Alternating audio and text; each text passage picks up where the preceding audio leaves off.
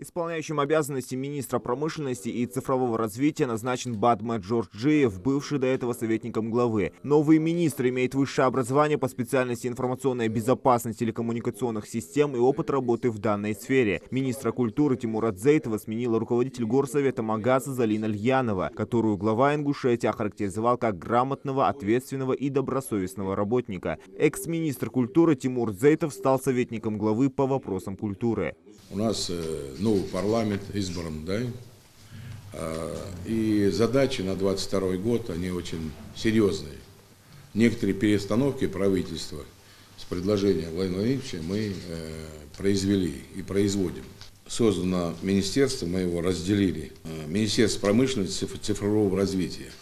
И назначен туда Дарджиев Батма Александрович. Он сам Академию информационных технологий закончил. Предмет знает. Я полагаю, что в этой части полностью, значит, нам заняться цифровизацией всей республики в целом. Учреждений, организаций. Второе, у нас в части творческого, культурного, музыкального, значит, было предложение, что министр Дзейтов Тимур перейдет на должность советника, чтобы у него больше было времени заниматься творческими делами. А министром предложена Льянова Залина Исраиловна.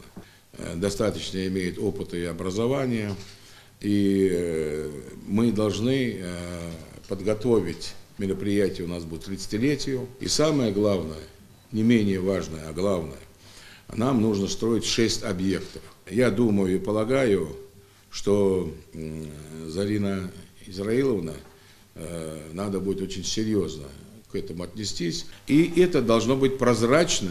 Кадровая рокировка была произведена и в Министерстве здравоохранения региона. Руководить ведомством назначен Башир Балаев, до настоящего времени работавший главным врачом детской республиканской клинической больницы и зарекомендовавший себя как успешный менеджер и хороший врач. Человек молодой, образование и его достаточный опыт. Ну и много вопросов у нас возникает по Министерству здравоохранения. Я полагаю, что честно, серьезно отнестись к тем нашим жителям, которые нуждаются в той или иной медицинской помощи во всех отраслях. То есть задач много. Должны, значит, к этому отнестись серьезно. Махмуд Али Калиматов также не исключил, что впереди предстоят еще новые назначения в правительстве Ингушетии. Зелимхан Калоев, Хусен Гагиев, Юсуп Ханив, Рахман Цуров. Новости 24.